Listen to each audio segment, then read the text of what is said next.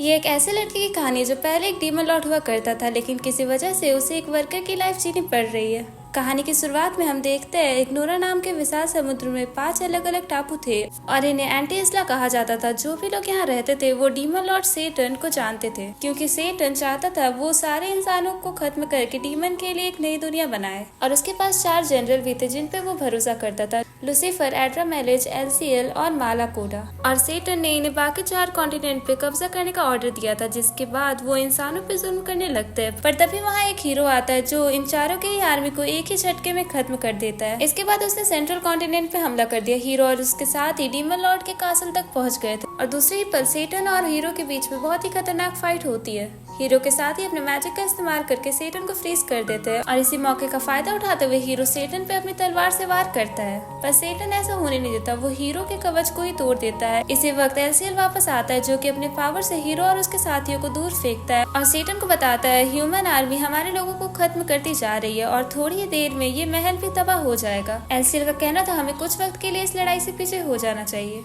पर हीरो उन्हें ऐसा नहीं करने देता और डीमन लॉर्ड पे फिर से हमला कर देता है। पर एक ही सेकंड में सेटन हवा में होता है और सबको बताता है वो सिर्फ कुछ वक्त के लिए एंटी इसला से दूर जा रहा है, पर वो वापस जरूर आएगा और इंसानों का नाम और निशान भी मिटा देगा। तभी एक पोर्टल खुलता है जिसमें सेटन और एलसीएल जाते हैं और वो हीरो एक लड़की होती है जो अपने साथियों से कहती है वो सेटन का पीछा करेगी चाहे वो कहीं भी जाए, और उसका प्लान सेटन को हराने का था। फिर वो और प्रीस्ट पोर्टल की तरफ जाते हैं, जहाँ हमारी हीरो तो इंटर कर जाती है पर प्रीस्ट नहीं कर पाता और पोर्टल उसे कहीं और ही ट्रांसपोर्ट कर देता है। उस पोर्टल ने सेटन और एलसीएल को मॉडर्न जापान में पहुंचा दिया था। वो अपने आप को देख के सदमे में थे, कहाँ पहले उनकी जिम वाली बॉडी थी और अब किसी पतले एनिमे कैरेक्टर जैसे लग रहे थे। उन्हें बात करते देख पुलिस भी वहां आ जाती है, पर एलसीएल उनसे लड़ने के लिए अपनी पावर्स यूज करने लगता है, पर बेचारे के पास कोई पावर ही नहीं थी। उसे समझ आता है मेरे पास तो कोई मैजिक पावर ही नहीं है। पुलिस को एलसीएल को ही संख्य लगता है, इसलिए वो उसे अरेस्ट कर लेते हैं। बाद में जब उन्हें रिलीज किया जाता है, सेटन एलसीएल को बताता है अर्थ में मैजिक की कमी के कारण उन्होंने अपने डीमन फॉर्म को खो दिया है। सेटन पे तो थोड़ा बहुत मैजिक था भी, पर एलसीएल बेचारे पर तो वो भी नहीं था। वो आगे चलते जाते जहाँ सेटन का कहना था हमारे पास जो थोड़ी बहुत मैजिक बची है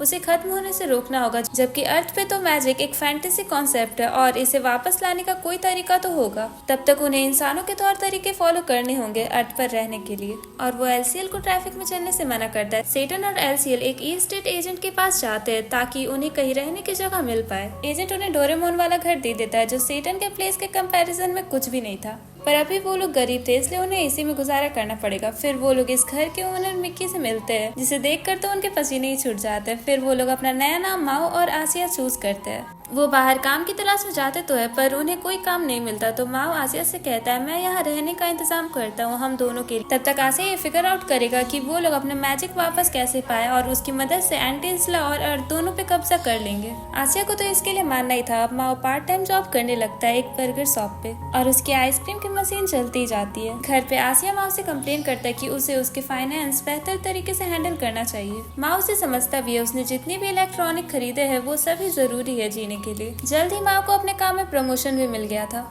और माओ आसिया को ये बात बताने के लिए एक्साइटेड भी था। घर जाते वक्त वो एमिलिया द हीरो से टकरा जाता है। माओ से देखकर शौक था, इसलिए नहीं कि वो यहाँ आई है बल्कि उसके बाल अब रेड है, और वो माओ को बताती है मैं तुम्हारा पीछा करते हुए पोर्टल से यहाँ आई हूँ तुम्हारी चटनी बनाने के लिए। वो कहता है शांत हो जा बहन, पर एमिलिया का कहना था वो ब्रिटिश है, जिसके बाद इन्हें पुलिस स्टेशन के चक्कर काटने पड़ते हैं। ऑफिसर सोचता है अरे ये तो वापस होने वाली लड़ाई होगी और एमिलिया को वार्न करता है अपने बॉयफ्रेंड के सामने ब्रिटिश होने का शो ऑफ करना खतरनाक हो सकता है, जिसके बाद वो पुलिस स्टेशन से छूट जाते हैं। एमिलिया माँ को धमकी देती है कि बच्चों ये मत समझना तुम बच गए और मैं तुम्हारा शिकार करके रहूंगी। वो बस उसे टैक्स भरने तक की मोहलत दे रही है। नेक्स्ट सीन में आसिया और माओ मजे से खाना खा रहे थे, तभी एमिलिया वहाँ आ टपकती है। आसिया उससे डरा हुआ था, पर माओ बताता है भाई मैं पहले ही इस लड़की से मिल चुका हूँ और हमारी तरह उसकी भी पावर फुद्द हो गई, तो वो लोग उसे घर के अंदर आने देते हैं। आसिया एमिलिया से पूछता है तुम्हारी टीम वीम का क्या हुआ? वो तो मतलब गुस्सा के भूती हो गई थी, पर फिर बता ही देती है वो हाई प्रीस्ट के साथ आने वाली थी और तुम लोगों की बैंड बजा के हम वापस घर लौट जाते, पर प्रीस्ट नहीं आ पाए, तो अब एमिलिया पे पावर भी नहीं है और ऊपर से वो गरीब हो गई है। माओ सजेस्ट करता है तुम हमसे हाथ मिला लो, पर एमिलिया ऐसा नहीं चाहती थी, उसे उनकी सहानुभूति की जरूरत नहीं है। वो फिर से उसे धमकी देती है मेरे पास तुम्हें हराने की ताकत है, पर मैं इसका इस्तेमाल नहीं करूंगी। अगर उसने अपनी बची कुछ पावर्स भी खत्म कर दिए तो वो वापस नहीं जा पाएगी, इसलिए जब तक वो घर वापस जाने का रास्ता नहीं ढूंढ लेती तब तक माओ सेफ है। नेक्स्ट डे एमिलिया माओ के वर्क प्लेस पर आती है और और उसके मैनेजर से बात करना चाहती थी। माओ तो उसे कस्टमर की तरह ही ट्रीट कर रहा था और उसकी रिक्वेस्ट का जवाब भी नहीं देता। उसकी बात समझ आती है और दोनों माओ के काम खत्म होने के बाद मिलते हैं। वो सीधा पूछती है, तुमने जिंदगी भर अर्थ पे रहने का ही सोच रखा है क्या? माओ कहता है बिल्कुल भी नहीं, पर एमिलिया के पॉइंट ऑफ व्यू से तो वो नॉर्मल जिंदगी जीता हुआ दिख रहा है और साथ ही साथ माओ इस ह्यूमन लाइफ को एंजॉय करते हुए दिख रहा था। वो बताती है अगर तुम अर्थ पे ही रहे तो एक नॉर्मल हैप्पी लाइफ जी पाओगे और मैं तुम्हें हराने की कोशिश भी नहीं करूंगी और शायद हम डेट भी कर पाए। वो माओ का पीछा करती है और एम्बैरेस होके उससे रिक्वेस्ट करती है, क्या मैं यहाँ रह सकती हूँ? बिकॉज अब वो सुपर हीरो से सुपर बेरोजगार बन चुकी थी। आसिया फिर उसे देखकर डर जाता है, पर माओ तो कह देता है अब आदत डाल ले भाई, ये लड़की साथ ही रहने वाली है। वो आराम से रह ही रहे थे कि अचानक से भूकंप आ गया। बाहर आकर देखने से उन्हें पता चलता है यहाँ कोई हमले कर रहा है। जब वो उसके पास जाकर देखते हैं तो उन्हें कोई विंग्स वाला इंसान दिखाई पड़ता है जो इस जगह को नुकसान पहुंचा रहा था। वो अटैक और कोई नहीं बल्कि लूसीफर कर रहा होता है। एमिलिया शॉक थी क्योंकि उसे अच्छे से याद था कि उसने लूसीफर के विंग्स अपने स्वॉर्ड से जख्मी कर दिए थे। माओ ने बताता है लूसीफर को उसके दोस्त ने बचा लिया था और वो यहाँ अपने उसी फ्रेंड के साथ आया है। और सरप्राइज की बात तो ये है कि वही प्रीस्ट उसका फ्रेंड निकला।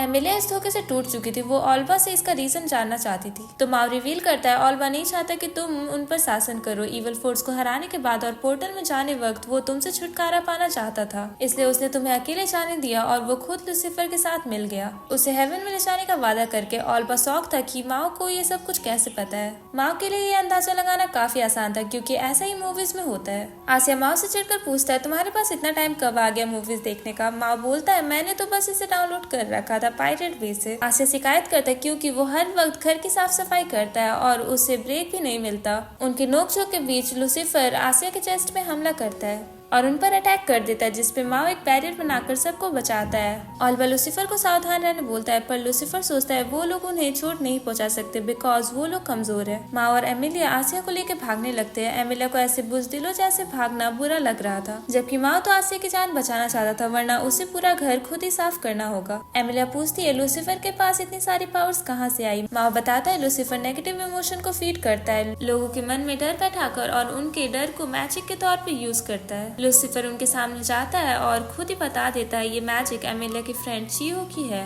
वो उन पे हॉलो पर्पस से अटैक करता है। वो लोग इसे डॉज कर जाते हैं पर लूसीफर का ये अटैक सीधे माओ के चेस्ट पे जाकर लगता है। वो रोते पे कंप्लेन करने लगता है ह्यूमन की बॉडी इतनी वीक क्यों होती है। अचानक ऑल्बा माओ के पैर पे वार कर देता है और लूसीफर भी ऑल्बा को ज्वाइन करता है जहाँ ऑल्बा माओ और उसके साथी को दफन कर देने का बोलता है जिसपे एमिलिया उनसे लड़ने वाली थी पर माओ उसका हाथ पकड़कर कहीं और टेलीपोर्ट हो जाता है। वो लोग भीड़ भाड़ वाले इलाके में आ गए थे। एमिलिया पूछती है तुम हमें यहाँ क्यों लेकर आए हो जहाँ बहुत सारे लोग हैं, पर लूसीफर तुरंत वहाँ पहुँच गया था। ऑल्बा लूसीफर को हमला करने से मना करता है क्योंकि यहाँ बहुत सारे लोग हैं, पर लूसीफर नहीं मानता और वो उनसे भी पीछा छुड़ाने की बात करता है। पहले तो वो माओ के चेस्ट पे वार करता है जिसके बाद वो चीहो को नीचे गिरा देता है क्योंकि अब उसे उसकी जरूरत नहीं है। एमिलिया चीहो को बचाने के लिए आगे भागती है जिससे उसके पैरों में चोट आ जाती है पर वो उसे बचा लेती है। लूसीफर का मन नहीं भरता इसलिए वो ब्रिज भी तहस नहस कर देता है जो लोगों पे जाके गिरने वाली थी। एमिलिया चीहो को पकड़ते हुए अपनी किस्मत को एक्सेप्ट कर लेती है। तभी ब्रिज का मलबा हवा में फ्लोट होने लग जाता है और ये माओ के पावर्स के कारण पॉसिबल हो पाया था। वो लूसीफर को थैंक्स कहता है, उसके चलते माओ अपने असली शरीर में आ चुका था। एमिलिया सोचती है तो माओ यहाँ इतने लोगों के बीच जानबूझकर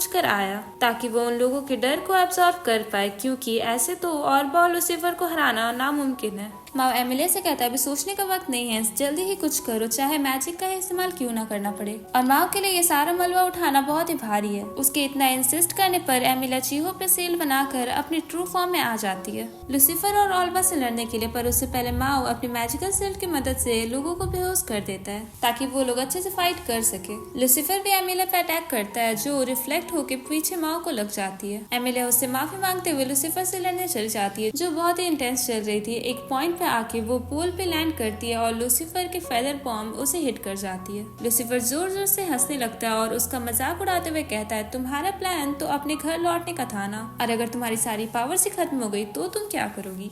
एमिलिया को चोट नहीं आई थी क्योंकि आसिया ने अपने डीमन फॉर्म में आकर उसे बचा लिया था। वो लूसीफर से कहता है अब हम टीम नहीं है जब तुम माओ के खिलाफ चले गए हो। एंड देन एमिलिया सोचती है आसिया अभी तक जिंदा कैसे है। वो बताता है माओ ने उसे वादा किया कि वो उसे ढेर सारे प्रोटीन से एक दिलाएगा अगर वो यहाँ से जिंदा बच पाया तो। ऑल्बा छुप कर आसिया पे वार करने वाला था पर एमिलिया उसे गन को तोड़ देती है। लूसीफर ऑल्बा पे चिल्लाते हुए उसे मैजिक यूज करने को कहता है ना कि किसी ह्यूमन जैसा बिहेव करने। ऑल्बा समझाता है अगर उसने अपनी मैजिक यूज कर ली तो वो लोग वापस नहीं जा पाएंगे, पर लूसीफर का कहना था अगर हम मर जाएंगे तो मैजिक का क्या अचार डालेंगे। तो ऑल्बा अपनी मैजिक एक्टिवेट करते हुए एमिलिया से लड़ने लग जाता है और इधर आसिया लूसीफर से लड़ रहा होता है। बेचारा माओ से तो अभी तक ब्रिज को ही पकड़ना पड़ रहा था और निराश फील कर रहा था किसी साइड कैरेक्टर की तरह खड़े रहने के लिए। एमिलिया और आसिया लूसीफर पे एक साथ हमला कर देते हैं। तो ऑल्बा लूसीफर को बचाने की कोशिश करता है लाइटनिंग बोल्ट से, लेकिन आसिया उसे वॉल पे पटकते हुए ऑल्बा पे बिना इंश्योरेंस वाली कार फेंकता जाता है। अब जब ऑल्बा के बचने के चांसेस कम थे तो वो एमिलिया को इमोशनली मैनिपुलेट करने लग जाता है। वो कहता है तुम ईविल से क्यों मिलती जा रही हो, पर एमिलिया कहती है चुप कर जा बुड्ढे। माओ धीरे से ब्रिज का बलवा नीचे रखता है बिना किसी को नुकसान पहुंचाए। उसे अब ये सब जल्दी से रोकना होगा वरना उसे एम्प्लॉय ऑफ द मंथ नहीं मिलेगा। माओ एक ही झटके में लूसीफर के सामने आके खड़ा हो जाता है, जिसे देखकर लूसीफर कांपने लग जाता है। माओ अब एक सिग्मा मेल बनकर ग्राइंड करने के लिए तैयार था। ऑल्बा यहाँ से भागने के लिए गेट खोलने का ट्राई करता है, पर इससे पहले कि वो कुछ स्पेल कास्ट कर पाता माओ उसे बिल्डिंग में फेंक देता है। और माओ इतनी तेजी से लूसीफर के सामने आया था कि उसके तो रोंगटे खड़े हो गए थे। वो उसकी तरफ गुस्से से देखते हुए एमिलिया से पूछता है इसे मार देना चाहिए या छोड़ देना चाहिए। तो एमिलिया कहती है लूसीफर को माँ पे एनिमेटर बना दो पनिशमेंट के तौर पे।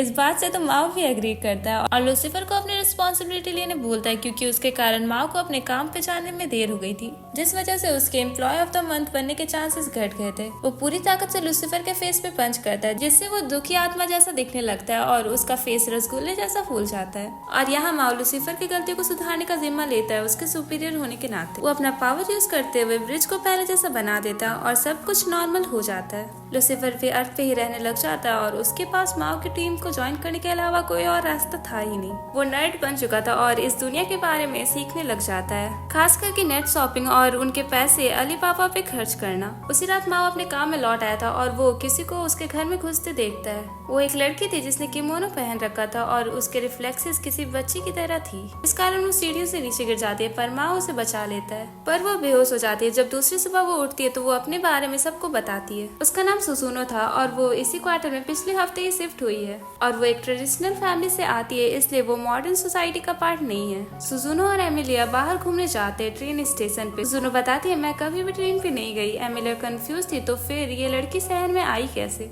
सुजुनो बोलती है मैंने पोर्टल यूज करा था। एमिलिया कहती है क्या तुम एंटी इसला से हो। सुजुनो हाँ में मुंडे हिलाती है। एमिलिया सौखती कि सब सेम ही रीजन से है क्या। एमिलिया सबको सुजुनो के बारे में बताती है और सुजुनो उन्हें दिखाने वाली थी कि उसने पोर्टल कैसे खोला था। वो कुछ स्टिक को जलाती है और सभी ध्यान से देख रहे थे। उसी वक्त एक पोर्टल खुल जाता है जो सब कुछ निकल रहा था अपने अंदर। थोड़ी देर बाद एक बड़ा सा एप्पल उस पोर्टल से गिरता है और वो बंद हो जाता है। माओ जानता था डीमन वर्ल्ड के पास ऐसे कोई भी गोल्डन एप्पल्स नहीं है। उसे लगता है ये पक्का माइनक्राफ्ट से है। तभी एमिलिया बोलती है जब भी हम लोग साथ होते हैं अजीब सी चीजें होती रहती है। माओ जोक मारते हुए कहता है तुम हम लोग को स्टॉक कर रही थी। एमिलिया कहती है ये झूठ है, मैं तो सुजुनो को कुछ एडवाइस देने आई थी, अब जब वो हमारे साथ ही रहने वाली है तो। माओ फिर उसकी इंसल्ट करते हुए बोलता है तुम्हारे स्टाइलिंग सेंस में स्वैग नहीं है, जिससे एमिलिया गुस्से से अपने स्वॉर्ड को समन कर लेती है और माओ पे अटैक करने के लिए आगे बढ़ रही थी। कोई भी उसे रोक नहीं पा रहा था और एमिलिया उसे स्वॉर्ड से कट करने वाली थी, पर माओ उस एप्पल को आगे कर देता है और सब चौंक जाते क्योंकि उस एप्पल ने उसके वार को रोक लिया था। जिसके बाद वो एप्पल एक छोटी बच्ची में बदल जाता है। वो क्यूट तरीके से चीखती है और फिर सो जाती है। वो उसे अपने घर ले जाता है और सोचने लगता है ये बच्चे आखिर है कौन। जब वो जागती है तो वो सबको ग्रीट करती है और ये भी कहती है वो जापानीज बोल सकती है। उसने जापानीज बोलना टीवी शो देखने के बाद सीखा था। वो अपने बारे में बताते हुए कहती है मैं लास्ट रेमस हूँ। और जब वो दोबारा चीखती है तो उसके फोरहेड पे क्रेसेंट मून साइन चमकने लग जाता है। माँ ये देख कर स्माइल करते हुए बोलता है तुम कहाँ से आई हो। जिस पर वो बच्ची कहती है उसके पापा माओ है और उसकी मम्मी एमिलिया, और उसे गले लगा लेती है। सब इसे शौक में थे, जहाँ एमिलिया कहती है मेरा तो कोई बच्चा ही नहीं है। एलिस किसी स्पेशल बेबी की तरह थी बिकॉज उसने इससे पहले उस स्वॉर्ड को अपने हाथों से रोका था। लूसीफर सोचता है आखिर एलिस उन्हें क्यों अपने पेरेंट्स के तौर पे मान रही है। चीहू को लगता है बेबी ने सबसे पहले माँ और एमिलिया को ही देखा था गोल्डन एप्पल से निकलते हुए, शायद इसी वजह से वो उन्हें माँ और पापा समझ रही है। लूसीफर कहता है तो इसे कैसे पता चला कि माँ एक डीमन किंग था। आसिया बताता है ये लाइट नॉवल पढ़कर बिगड़ गई होगी, जिसपे एमिलिया का मानना था उसे फर्क नहीं पड़ता किसने इसे यहाँ हमारे पास भेजा हो, पर वो पक्का एलिस को खोजते हुए यहाँ आएंगे। सुजुनो मेंशन करती है एलिस का नाम ह्यूमन लैंग्वेज में है तो उसके रियल पेरेंट्स एंटी इस्लाम में ही कहीं रहते होंगे। माओ कहता है जब तक इसे कोई लेने नहीं आ जाता तब तक एलिस हमारे साथ ही रहेगी। लूसीफर पूछता है एलिस को कौन संभालेगा। एमिलिया कहती है मैं अकेली रहती हूँ और मुझे दिन के टाइम पे काम पे भी जाना रहता है। तो माओ अपने साथियों को एलिस की देखभाल के लिए रखता है, जिसपे आसिया माओ से पूछता है तुमने एलिस को अपने साथ क्यों रखा। माओ को ऐसा लगता है कि ये उसकी जिम्मेदारी है एलिस का ख्याल रखने की। अगर हम सीधी भाषा में बोले तो उसके फादर इंस्टिंक्ट्स जाग गए थे। दूसरी सुबह माओ एलिस को बलून्स दिलाने ले जाता है एमिलिया के साथ। उन्होंने पावर रेंजर्स निंजा स्टॉर्म देखने का सोचा। खाना खाने के बाद वो शो देखने भी चले गए थे और उन्हें बाकी सब छुप कर देख रहे थे। शो के चलते वक्त एलिस अजीब सा कुछ बोलने लग गई थी और वो मेंशन करती है सब गिरते जा रहे। उसका मून सिंबल चमकने लग जाता है तो माओ उसे कवर कर देता है। उन्हें एलिस की चिंता होने लगी थी इसलिए वो बाहर आ जाते हैं, जहाँ एलिस बेहोश हो जाती है। एमिलिया माओ को पानी लाने भेजती है और वो एलिस का ध्यान रखती है। तभी एक लेडी उसकी हेल्प करने की बात कहती है और वो रिवील करती है मेरी रिंग एलिस से कनेक्टेड है, जिससे उसका सिंबल गायब हो जाता है और वो होश में आ गई थी। और एमिलिया एलिस को पकड़ लेती है उस लेडी से बचाने के लिए, जो एमिलिया को वार्न करती है गैब्रियल हेवनली रिसाइमेंट एलिस को पकड़ने आ रहा है। जैसे माओ पानी लेकर आता है वो लेडी गायब हो चुकी थी, जिससे एमिलिया थोड़ा परेशान हो गई थी। वो माओ पे खतरे को अनदेखा करने का आरोप लगाती है। फिर वो रोलर कोस्टर पे राइड करते हैं और एमिलिया माओ से जानना चाहती है उसने एलिस को अपने साथ क्यों रहने दिया और ऐसा क्यों लग रहा है जैसे माओ क्रेसेंट मून के बारे में जानता है। माओ से चुप होने के लिए बोलता है पर वो उसे मना करते हुए बताती है जिस लेडी के बारे में मैं पहले बात कर रही थी उसने मेंशन किया कि हेवनली रिसाइमेंट माओ का पीछा उसके डीमन बनने से पहले से कर रहे हैं और जब माओ गोब्लिन से भी कमजोर था तो उसके क्लैन पे डीमंस ने हमला कर दिया था। माओ को एक एंजल ने बचाया था क्योंकि वो उस वक्त रो रहा था। एमिलिया पूछती है तुम रो क्यों रहे थे और वो कहता है क्योंकि मैं उस वक्त वीक फील कर रहा था या शायद मैं सोच रहा था कि अब मैं नहीं बचने वाला। एमिलिया को जब ये समझ आता है कि वो डीमंस के हमले किसी एंजल ने करवाए थे और माओ ने कहा था एलिस ही वो आखिरी क्रेसेंट है जो सेम उसी सीट की तरह जो उस एंजल ने गायब होने से पहले पीछे छोड़ा था।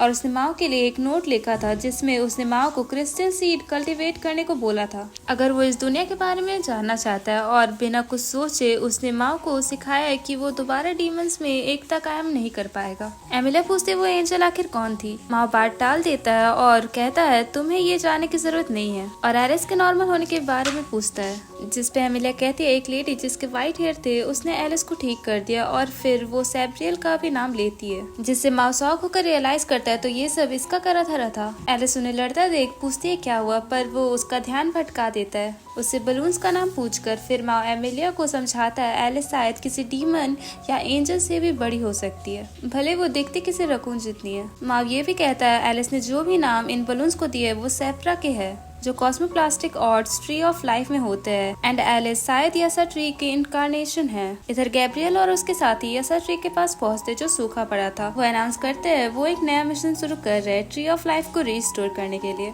जो उन्हें पोर्टल गेट तक गाइड करता है। इस बीच लूसीफर तो खाना ऑर्डर कर रहा था और वो सेंस कर पाता है कोई बड़ा सा गेट अभी अभी कहीं ओपन हुआ है। माँ और एमिलिया घर वापस आते ही देखते गैब्रियल और उसके सोल्जर्स ने लूसीफर और सुजुनो को बंदी बना लिया था, जहाँ गैब्रियल बोलता है वो एलिस और एमिलिया के सीक्रेट स्वॉर्ड को वापस ले जाने आया है। माओ इसके लिए राजी नहीं था तो गैब्रियल बताता है मैंने एलिस को तभी सेंस कर लिया था जब उसने अपना शार्ड डीमन कासल से लिया था। गैब्रियल माओ से कहता है हार मान लो। एलिस कहती है गैब्रियल एक बुरा इंसान है बिकॉज वो किसी ह्यूमन ट्रैफिकर जैसा लगता है, बल्कि उसका फेस किसी वॉक मॉडल जैसा है। माओ कहता है एलिस तुम्हारे साथ नहीं जाना चाहती और मैं तुम्हें एलिस को ले जाने भी नहीं दूंगा और ना ही उस स्वॉर्ड को। गैब्रियल कहता है तुम अगर अपनी बात पे अड़े रहोगे तो बहुत कुछ बुरा होगा। माँ फिर भी उसकी बात नहीं मानता और उससे कहता है मैं इस बच्चे को अपनी जान बचाने के लिए नहीं रोने दूंगा। गैब्रियल कहता है मैं तुम पे अपनी ताकत नहीं लगाना चाहता, पर एक ही सेकंड बाद वो ऐसा ही करता है, ये कहते हुए कि अगर माँ के पास उसकी डीमन पावर भी होती तब भी वो उससे हार जाता। माँ कहता है मैं ही जीतूंगा और एलिस मेरी वारिस बनेगी जब मैं दोनों वर्ल्ड्स में जीत हासिल कर लूंगा। गैब्रियल फिर भी उन पे हमला करने वाला था, तभी चीहो उसके बीच आकर गैब्रियल से रिक्वेस्ट करती है एलिस को हमसे दूर मत ले जाओ।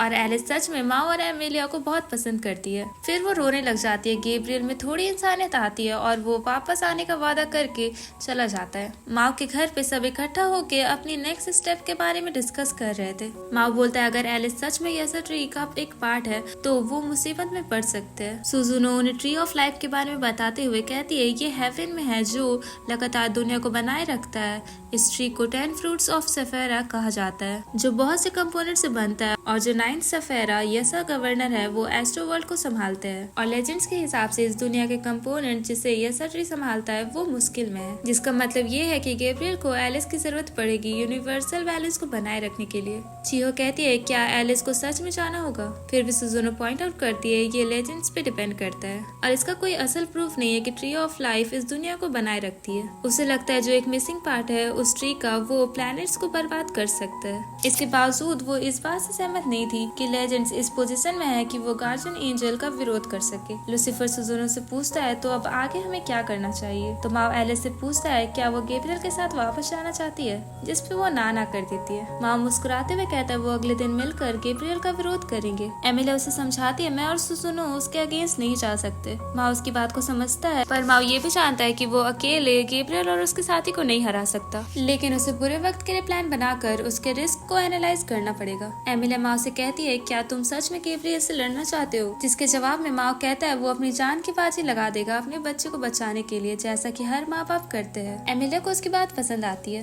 माओ जानता है बहुत से ऐसे पेरेंट्स भी है जो अपनी जान जोखिम में लगाकर अपने बच्चे को बचा रहे थे जब उसने एंटी इस्ला पे हमला किया था, और अब जब वो खुद एक पिता बन गया तो वो भी वैसा ही करेगा। फिर माओ कहता है अब हमें सो जाना चाहिए। सुबह एमिलिया उन्हें सोता देख स्माइल करती है। अचानक उसकी स्माइल उड़ जाती है जब वो गैब्रियल को नोटिस करती है। वो तुरंत अपनी तलवार निकाल लेती है जहाँ गैब्रियल उससे रिलैक्स करने बोलता है और वो लोग बिना लड़े भी डिस्कस कर सकते हैं। गैब्रियल बताता है ये मेरी शान के खिलाफ है, मैं किसी सोई हुई फैमिली पे हमला कैसे कर सकता हूँ, इसलिए वो उनके जागने का इंतजार कर रहा था। एमिलिया अपनी स्वॉर्ड उसके गले के नजदीक रखकर हमले के लिए तैयार थी। तभी माँ उठते ही गैब्रियल को देख एलिस को अपने साथ लेके उससे दूर हट जाता है। गैब्रियल उन्हें धमकी देता है अगर उन्होंने एलिस और सेक्रेट स्वॉर्ड को उसे नहीं सौंपा तो वो इनमें से किसी एक को ले जाने के लिए भी तैयार है। वो रिवील करता जैसे ऐसा सफीरा की वो रक्षा कर रहा था वो कुछ वक्त पहले ही टूट चुका है और चोरों ने इसे बहुत से पीसेस में फैला दिया। इसका मतलब सिर्फ एलिस ही ऐसा सफीरा का मिसिंग पीस नहीं है, बल्कि इस सेक्रेट स्वॉर्ड में जो क्रिस्टल लगा हुआ है वो भी ऐसा सफीरा से बना हुआ है। फिर वो स्वॉर्ड को पकड़ लेता है जिससे एमिलिया स्वॉर्ड को मूव नहीं कर पाती। फिर गैब्रियल बताता है सेक्रेट स्वॉर्ड अपने करंट फॉर्म में उसे नहीं हरा सकती। आशा और सुजुनो अंदर आने की कोशिश करते हैं पर दरवाजा नहीं खुल रहा था। गैब्रियल उन्हें जल्दी से फैसला लेने बोलता है। माओ एलिस को नीचे रखते हुए गैब्रियल के आगे अपना सर झुकाते हुए उससे किरकिराने लग जाता है। गैब्रियल का दिल इससे भी नहीं पिघलता। माओ एक ऑफर रखता है कि गैब्रियल उसका सर ले जाए, जिसपे एमिलिया मना करते हुए कहती है सिर्फ वही उसका सर ले जा सकती है, जिसपे वो कहता है ठीक है इसके बाद तुम रख लेना, और वो कहता है तुम मेरे पसंद के बारे में जरा सा भी नहीं सोचती, जिसपे गैब्रियल कहता है तुम लोग अपना शादीशुदा झगड़ा किसी और दिन निपटा लेना। शादी वाली बात सुनकर तो दोनों गुस्से में आ चुके थे। माओ कहता है ये बच्ची मेरी होप बनी जब मैं मरते मरते बचा, पर गैब्रियल उसकी बात मानना नहीं चाहता तो माओ उसे सिचुएशन को समझाने को कहता है। वो डिसाइड करता वो अपनी पूरी ताकत से माओ का गला स्क्वीज करेगा। एलिस माओ को बचाने बीच में आती है और उसका क्रेसेंट मून ग्लो करने लग जाता है। वो कहती है मैं तुम्हारे साथ नहीं जाऊंगी और एंजल्स को झूठा बताती है वो झूठ बोलने के कारण गॉड्स बने और उसे उसके फ्रेंड से अलग करके उन्हें बंदी बना लिया और अब वो उसके पेरेंट्स को चोट पहुंचाना चाह रहा है। एलिस इसके लिए उसे कभी माफ नहीं करेगी। एलिस अपने पावर से एक बड़े लाइट ऑफ एनर्जी से गैब्रियल पे हमला कर देती है और उसे घर से बाहर आसमान में उड़ा ले जाती है। एमिलिया भी उनके पीछे जाती है और आसिया सुजुनो माओ को संभालते हैं। एमिलिया उनसे मिलकर गैब्रियल पर गुस्सा करती है और उसे एलिस से दूर रहने बोलती है। वो एलिस के फर्स्ट अटैक से तो बच जाता है पर दूसरा अटैक उसे सीधे जमीन में फेंक देता है। गैब्रियल अपने विंग्स का इस्तेमाल करके वापस आता है और अपनी स्वॉर्ड निकाल लेता है। तो एमिलिया एलिस से पूछती है वो उससे क्यों लड़ना चाह रहा है। एलिस बताती है सिर्फ वो ही पिटे जा रहा है इसलिए वो इतना चौकन्ना है। एलिस एमिलिया को भी केयरफुल रहने का बोलती है गैब्रियल के स्वॉर्ड से, क्योंकि वो बहुत ही पावरफुल है। गैब्रियल इस पे हामी भरते हुए कहता है उसकी स्वॉर्ड किसी के भी टुकड़े कर देगी। पलक झपकते वो एमिलिया के पीछे आकर हमला कर देता है। वो उसकी स्वॉर्ड को अपने स्वॉर्ड से रोकती है तो उसके स्वॉर्ड के 2 टुकड़े हो जाते हैं। इधर माओ सुजुनो को उसे आसमान में ले जाने बोलता है जहाँ लड़ाई चल रही थी, लेकिन गैब्रियल के साथ ही ऐसा नहीं होने देंगे। लूसीफर उन्हें अपने मैजिक से बेहोश कर देता है। आज ये सोचता है इसने ये कैसे करा। लूसीफर पता तो वो एक टॉप एंजल था यहाँ आने से पहले, तो अभी भी उसके पास उन्हें काबू करने की ताकत है। माँ उसकी तारीफ करता है। यहाँ गैब्रियल एमिलिया को बोलता है अगर तुम आगे बढ़ी तो मैं भी अपनी पूरी ताकत का यूज करूंगा। इसी बीच एलिस एमिलिया से पूछती है क्या आप माओ के साथ हमेशा रहोगी। एलिस की होप से भरी आंखें देखकर एमिलिया उसे भरोसा दिलाती है वो उसका साथ मरते दम तक देगी। सुजुनो हवा में उड़कर माँ को फुटबॉल की तरह गैब्रियल की तरफ फेंक देती है। माँ गैब्रियल को पकड़ लेता है और एमिलिया को गैब्रियल की जान लेने बोलता है, पर एमिलिया ऐसा नहीं कर सकती एलिस के सामने जो अपने फादर को देखकर इतनी खुश है। तभी गैब्रियल माँ को धक्का दे देता है और माँ के नीचे गिरने से पहले ही एलिस अपनी पावर का यूज करके उसे कैच कर लेती है और बताती है मैं आपके और एमिलिया के साथ हमेशा रहूंगी।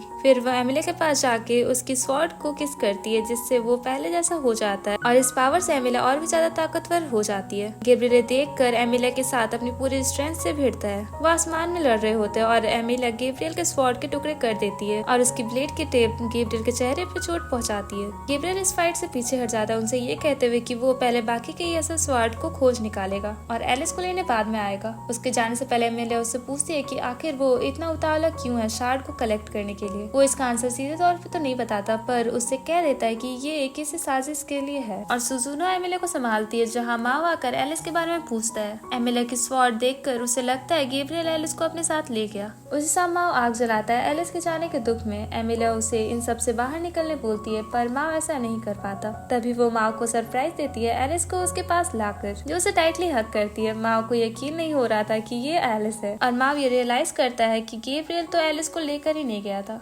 बल्कि एलिस उससे कुछ देर के लिए प्रैंक कर रही थी और उसे मिलना चाहती थी और माओ से उसके रोने का कारण पूछती है जबकि माओ तो ये भी नहीं जानता था कि वो रो क्यों रहा है। एलिस को माओ की चिंता थी। वो पूछती है कहीं उसने खुद को हर्ट तो नहीं किया तो चियो कहती है उसके फादर बहुत खुश है उसे देखकर। यहाँ गैब्रियल तो अपने अपार्टमेंट में वापस आ चुका था और अपने पड़ोसियों से बात कर रहा था। जब वो अपने रूम में था तो उसे अपने फ्रेंड का कॉल आता है। यहाँ आसिया और माओ के बीच 4K टीवी लेने की बात पर बहस शुरू हो जाती है जहाँ आसिया का कहना था उन्हें टीवी लेने की जरूरत नहीं है बिकॉज ये उनके बजट में था ही नहीं, लेकिन माओ बोलता है उन्हें इसकी जरूरत है। तो आसिया कहता है ठीक है हम पहले कुछ मार्केट रिसर्च कर लेते हैं अब जब हमारे पास कुछ बजट है, क्योंकि माओ के पिछले परचेस की वजह से उसे कुछ पॉइंट्स मिले थे इसलिए वो अब बजट से ऊपर परचेस कर सकते हैं। एमिलिया और चियो घर लौट रहे थे तो सुजुनो भी उनके साथ जाती है। उसे एमिलिया के घर से कुछ लेना था। वो लड़कों के बारे में बात कर रहे थे कि कितनी जल्दी ये लोग गरीब हो जाएंगे अपने पैसे खर्च करने के आदत के कारण। एमिलिया कहती है वो उन्हें सबक सिखाएगी और चियो विश करती है कि हम सभी खुश रह सके। चियो के जाने के बाद एमिलिया और सुजुनो बस के आने का वेट करते हैं। एमिलिया सोचती है कब तक हमारी लाइफ में शांति रहेगी। सुजुनो माओ को प्रोटेक्ट करने की बात कहती है। एमिलिया को उसकी बात समझ आती है जिसके रिप्लाई में सुजुनो बताती है डीमन रियल्म ये जानते हैं कि माओ जिंदा है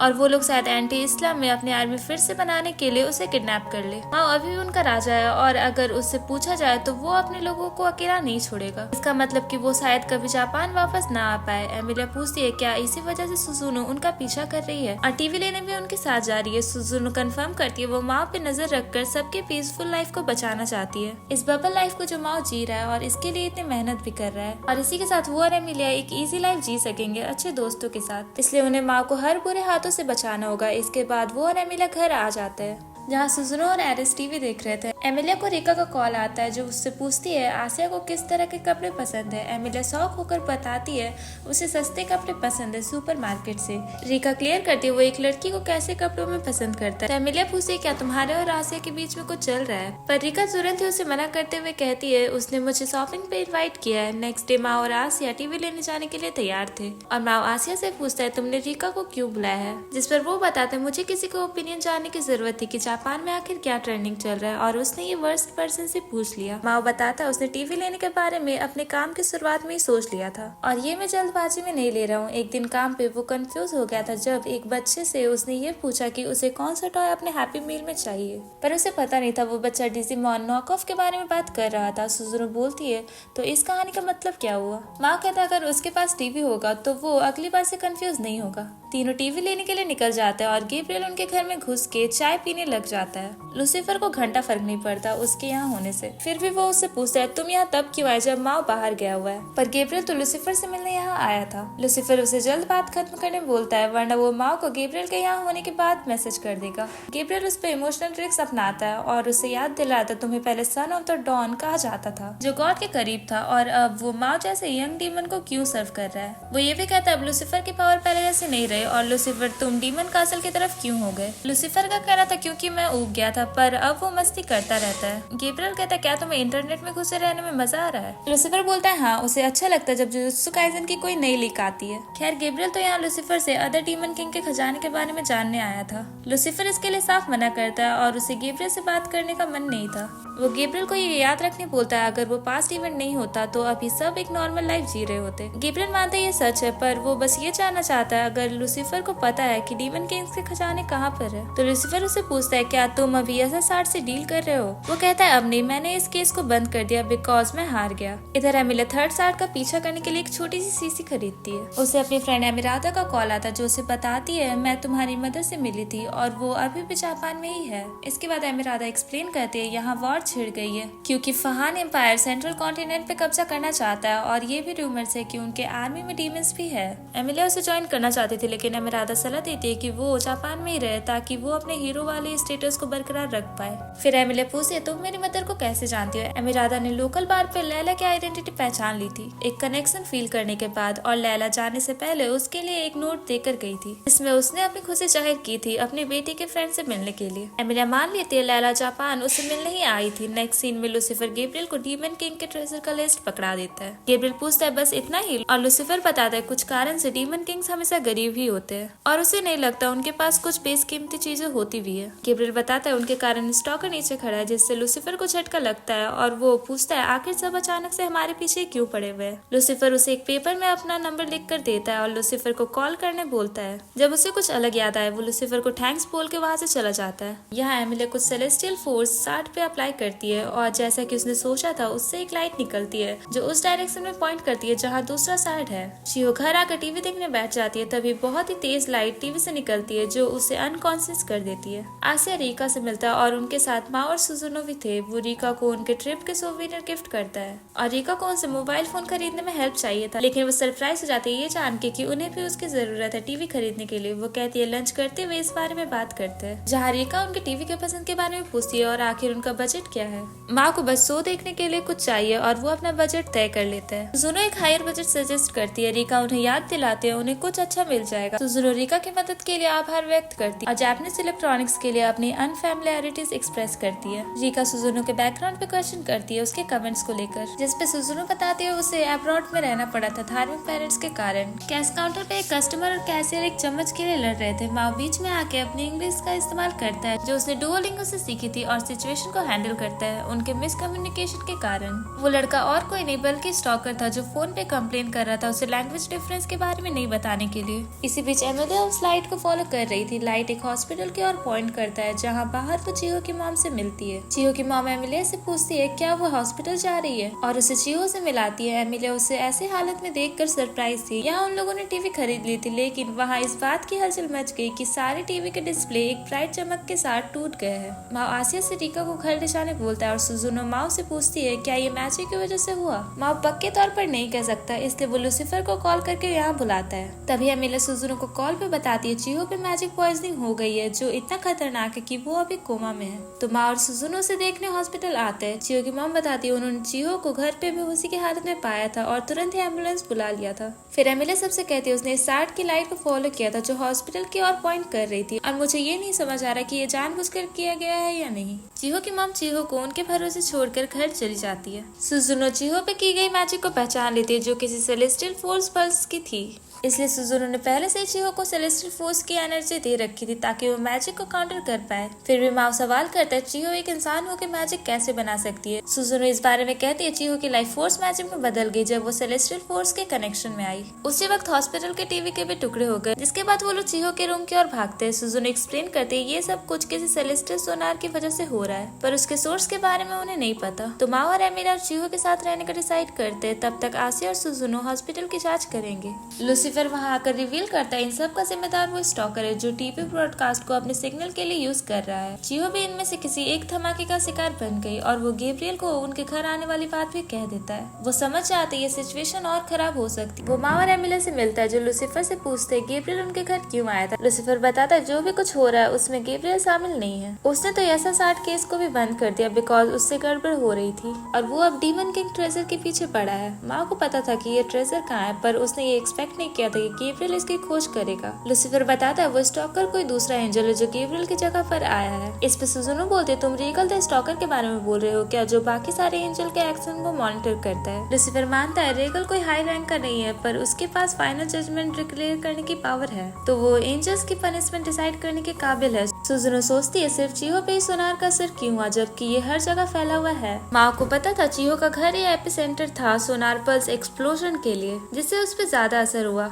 आसिया रीगल के इंटेंशन पे सवाल उठाता है उस सोनार को लेके। एमिलिया जाहिर करती है उस एंजल का टारगेट मेरी मदर लैला है। इसके बाद चीहो की माँ वापस आ गई थी हॉस्पिटल इंसिडेंट सुनकर। माँ उनसे चीहो की सेफ्टी का वादा करता है और वहाँ से सब बाहर आ जाता है और रेगल के पनिशमेंट पे डिस्कस करते हैं। लूसीफर बताता है रेगल और Gabriel strip angel of immorality है जिन्हें एंटी इसला से निकाल दिया गया है। एमिलिया लूसीफर की शर्ट खींचकर उसे उसकी मदर की जान बचाने बोलती है। माँ को सकता है कि गैब्रियल उसकी मदर को हार्म करेगा, जबकि लूसीफर को भी रेगल के इरादे कुछ सही नहीं लग रहे थे, क्योंकि ये मुमकिन ही नहीं है कि हेवन उसे आर्च ऑफ एंजल के जजमेंट के लिए यहाँ भेजेंगे, वो भी किसी दूसरी जगह पे। वो तय करते रेगल के हर कदम पे नजर रखने का। आसे पूछते है क्यों और माओ बताता उसे एंजल के रिश्ते की कोई परवाह नहीं है, पर अब जब चीहो उनके कारण हर्ट हुई है तो रेगल को इसका नुकसान उठाना ही होगा, जिसपे सब उसकी हेल्प करने के लिए मान जाते हैं। सुजुनो को रेगल के रहने की जगह खोज निकालनी थी। माओ को ये चेक करने के लिए 2 जगह ही समझ आ रही थी, क्योंकि रेगल टीवी सिग्नल को यूज कर रहा है। चीहो के रूम में एक व्हाइट हेयर वाली लेडी आती है और चीहो से कहती है वो सेफ है क्योंकि उसके फ्रेंड उसके लिए फाइट कर रहे हैं। फिर वो अपने रिंग चीहो के फिंगर पे पहना देती है और कहती है चीहो इनकम्पैटिबल है और वो लोग साथ है। यहाँ माओ का ग्रुप स्काई स्क्रैपर की ओर बढ़ते हैं।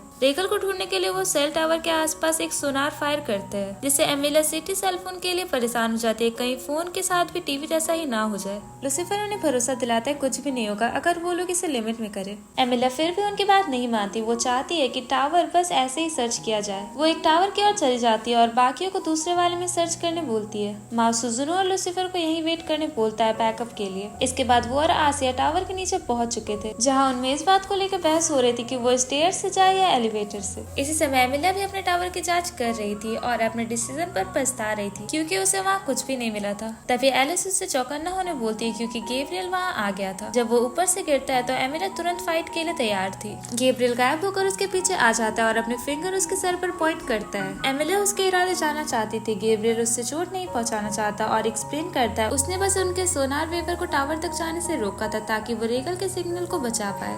एमिलिया गुस्से से उससे रेगल का पता पूछती है और आखिर वो उसकी मदर के पीछे क्यों पड़ा है। गैब्रियल उसकी बातों को इग्नोर करता है पर बाकी के इन्फॉर्मेशन ऑफर करता है, तो एमिलिया उसकी बात सुनने के लिए मान जाते हैं। यहाँ टावर पे माँ और आसिया स्टेयर चढ़ते चढ़ते थक गए थे। माँ कहता है ये ज्यादा आसान रहता अगर हम लिफ्ट से जाए। वो कसम लेता है कि रेगल को इसकी सजा जरूर मिलेगी अगर उसे पता चल गया कि तब से वो नीचे ही था। यहाँ सुजुनो उनके लिए परेशान थी और दोनों ही टावर में कोई फाइट नहीं हो रही थी। लूसीफर सुझाव देता है वो अभी भी रेगल की तलाश कर सकते, सभी टूरिस्ट के बीच वो हो सकता है। वो चाहता है सुजुनो एक सोनार फायर करे ताकि रेगल जल्दी पकड़ा जाए। और इधर हॉस्पिटल में चीहो को होश आता है। उसे किसी का फोन आता है जो बताता है जो रिंग उसके हाथ में है वो येसा ट्री का टुकड़ा है। गैब्रियल एमिलिया के सामने ये बात रिवील करता है कि एंजल्स दूसरे एंजल्स का शिकार करते हैं। हेवन को किसी भी मुसीबत से बचाने के लिए। एमिलिया बस ये जानना चाहती थी कि वो लोग उसकी मदर के पीछे क्यों पड़े हैं। गैब्रियल समझाता है हेवन अब एमिलिया को एक थ्रेट के रूप में देखता है उसके बर्थ के कारण, क्योंकि उसकी मदर एक एंजल थी और उसके फादर एक इंसान। वो दावा करता है ये रिवलेशन ह्यूमन के फेथ और वर्शिप को तोड़ सकता है, यानी उन्हें इस बात को सीक्रेट रखने की जरूरत है। एमिलिया अपने फादर के अर्थ पे रहने वाली बात सुनकर चौंक गई थी। तो गैब्रियल रिवील करता है उसके फादर अभी भी जिंदा है। जो कॉलर चीहो से बात करी थी वो लैला होती है। वो पूछती है जो कुछ भी मैंने कहा क्या चीहो उस पे यकीन करती है,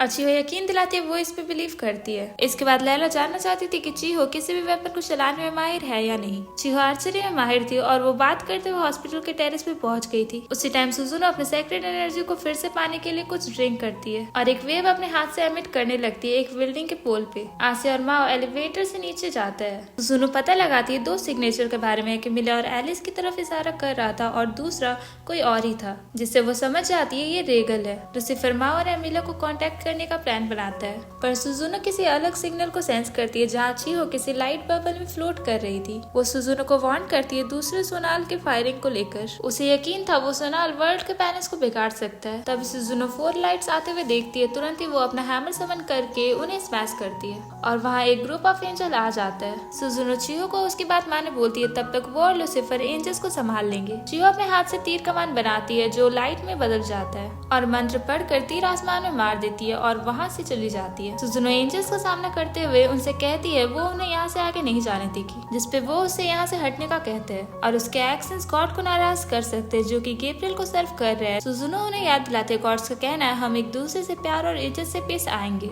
और वो तुम लोगों को एक इनोसेंट गर्ल और पीसफुल कंट्री को हार्म करने के लिए कभी माफ नहीं करेंगे। वो उन्हें अपने एक्सेंट पे दोबारा सोचने बोलती है ताकि वो जजमेंट एक्सेप्ट कर पाए। ये बात उन्हें गुस्सा दिला देती है और वो सुजुनु पे अटैक करते हैं, जिसपे वो उन्हें अपने हैमर से संभालती है और कहती है मुझसे भिड़ना है तो भिड़ लो। यहाँ जैसे ही चिहो का वेव लोगों के ऊपर से गुजरता है, वो फाइट को देखने के लिए रुक जाते हैं। आसिया और माओ बाहर आकर आसमान की ओर देखते हैं और सेक्रेट एनर्जी का अंदाजा लगाते हैं। वो रेगल की आवाज समझ जाते हैं जो गैब्रियल से उसकी गलतियों के बारे में कंप्लेन कर रहा था। माँ को उसे देखते ही याद आता है ये तो वो इंसान है जो नूडल शॉप पे था। माँ चिढ़ जाता है क्योंकि रेगल इतने वक्त से नीचे खड़ा था और वो उसे टावर के ऊपर खोज रहा था। जब सेक्रेट एनर्जी टावर के टॉप से टकराती है तो वहाँ लाइट पार्टिकल्स की बारिश होने लग जाती है जो माँ और आसिया को ताकतवर बना देती है, जिससे वो अपने डीमन फॉर्म में आ चुके थे और बाकी की जगह फ्रीज हो गई थी। जबकि एमिला को ये यकीन नहीं हो पा रहा था कि उसके फादर जिंदा है। एलिस एमिला से पूछती है क्या आप दुखी हो। एमिला उसे यकीन दिलाती है वो अब ठीक है। वो अपने बदले के लिए इतनी दूर आई और अब जब उसके फादर जिंदा है तो वो खुद पे ही सवाल करती है, सिर्फ इस कारण से मैंने माँ से दुश्मनी करी थी। माँ रेगल का सामना करते हुए उसे फाइट के लिए तैयार होने बोलता है। गैब्रियल उन्हें ज्वाइन करता है और रेगल उसे इस बात के लिए डांट रहा होता है कि उसने पहले क्यों नहीं बताया कि माँ एक डीमन किंग है। जहाँ गैब्रियल एक्सप्लेन करता है जो सेक्रेट एनर्जी है वो लैला को बिलोंग करती है और वो माँ को इस पावर का इस्तेमाल करने दे रही है। माँ एमिलिया के बारे में गैब्रियल से पूछता है तो वो उसे बताता है वो अभी भी वही है और जो नुकसान मैंने उसे पहुंचाया है शायद वो इससे बाहर ना आ पाए। माँ फिर बोलता है तुमने एमिलिया के साथ क्या किया। गैब्रियल बताता है मैंने तो बस उसे उसके फादर की जिंदा होने वाली बात बताई। इसे माँ के आंखों के सामने एमिलिया का रोता हुआ फेस सामने आता है जब वो अपने फादर का बदला लेना चाहती थी और वो गैब्रियल को दूसरों की लाइफ बर्बाद करने का जिम्मेदार मानता है, पर वो खुद को डिफेंड करते हुए कहता है उसने तो बस एमिलिया की हेल्प की है जरूरी चीजों को फोकस करने के लिए। तभी रेगल वहाँ से बचकर निकलने का सोचता है पर माँ उसे पंच करते हुए नीचे गिरा देता है। वो उन पे गुस्सा करता है उनके फ्रेंड्स को हर्ट करने के लिए और ये भी कहता है कि डीमंस का कोई हक नहीं बनता दूसरों की फीलिंग्स को हर्ट करने का। रेगल कहता है अगर तुम लड़ना चाहते हो तो गैब्रियल से लड़ो और वहाँ से उड़कर जाने लगता है। माँ उसे रोकना चाहता था पर गैब्रियल उसका रास्ता रोक देता है। आसिया गैब्रियल पर अटैक करता है पर वो आसानी से उन रॉक्स को दूसरी तरफ फेंक देता है और माँ उसे कहता है चाहे तुम्हारे पास फुल डीमन पावर भी क्यों ना हो फिर भी तुम मुझे नहीं हरा सकते। यहाँ एमिलिया एलिस से कहती है एक हीरो बनना मेरे लिए बहुत ज्यादा है जिसे मैं शायद बस में ना कर पाऊँ, जिसपे एलिस पूछती है क्या आपको हीरो बनना पसंद नहीं। और एमिलिया एक्सप्लेन करती है मुझे ये ज्यादा पसंद नहीं था पर एक हीरो बनने से ही वो और एलिस एक साथ हो पाए तो इसी वजह से वो इससे पूरी तरह से नफरत भी नहीं करती। एमिलिया एलिस से पूछे तुम क्या बनना चाहती हो और एलिस बताती है मैं RX ऑमा बनना चाहती हूँ जो एमिलिया को भी पसंद है। और एलिस ये भी कहती है मैं आपको अपनी मॉम बनाना चाहती हूँ, जो सुन के एमिलिया एक स्माइल के साथ एलिस के गले लगाती है और उसे अपने बुज़दिल होने के लिए माफी मांगती है। फिर वो एलिस को कैरी करते हुए फाइट की ओर लौटने का सोचती है। यहाँ गैब्रियल माँ को लाइटनिंग बॉल से हिट करता है और रेगल को जाने बोलता है। आसिया से गैब्रियल को रोकने बोलता है जो अपनी स्वॉर्ड निकाल लेता है जो टूटी हुई थी पर किसी को भी काटने लायक थी। आसिया गैब्रियल पे हमला कर देता है पर गैब्रियल गायब होकर माँ को पीछे आ जाता है और माँ को धक्का देते हुए रिवील करता है वो उन्हें उसके बहुत सारे क्लोन से फाइट करना होगा। अचानक ही रेगल टावर से नीचे गिरने लग जाता है और वो लोग एमिलिया के आते हुए देखते हैं। वो पूछता है तुमने भी फीलिंग समझ ली है, जिसपे वो कहती है इन सब के बारे में मैं बाद में सोचूंगी और ऐसा कहते ही वो गैब्रियल के क्लोन्स को कट करने लग जाती है। इसके बाद भी गैब्रियल के और भी क्लोन्स उसे घेर लेते हैं। माँ गैब्रियल को पकड़कर उसे टावर से चिपका देता है और एमिलिया को अटैक करने बोलता है। तभी गैब्रियल उसे ब्लास्ट से दूर फेंक देता है लेकिन एमिलिया तुरंत ही अपनी तलवार से उसे चोट पहुंचाती है जिससे वो दूर जा गिरता है और उसके सारे क्लोन्स गायब हो जाते हैं। फिर रेगल उनका मोटिव जानना चाहता था क्योंकि उसका मानना था उसके लैला को कैच करने से इन्हें कोई परेशानी नहीं होनी चाहिए। तभी उसे उसके बैक पे एक एरो आके लगती है जो चिहो ने मारी थी। माँ और एमिलिया ये देखकर सरप्राइज थे। रेगल उसे खुद को रिवील करने बोलता है और खुद ही ये सब फेस करने कहता है। उसके विंग्स अचानक गायब हो जाता है और वो जमीन पे गिर जाता है, जिसपे गैब्रियल बताता है यहाँ हमारा ही नुकसान है और वो सजेस्ट करता है यहाँ से जाने का। वो उसे यकीन दिलाता है हम हेवन को धोखा नहीं दे रहे, बस इस जोखिम भरे बैटल को अवॉइड कर रहे हैं जो अभी के लिए बेस्ट रहेगा। जाने से पहले वो चिहो से कहता है उसे ये देखने में मजा आएगा कि कैसे चिहो और बाकी सब इस दुनिया को बदल सकते हैं। इसके बाद वो रेगल के साथ वहाँ से चला जाता है। फिर एमिलिया चिहो से अपनी मदर के बारे में पूछती है तो चिहो बताती है उन्होंने माफी मांगते हुए ये भी कहा है कि वो माँ और आसिया को अपने साथ वापस ले जाएंगी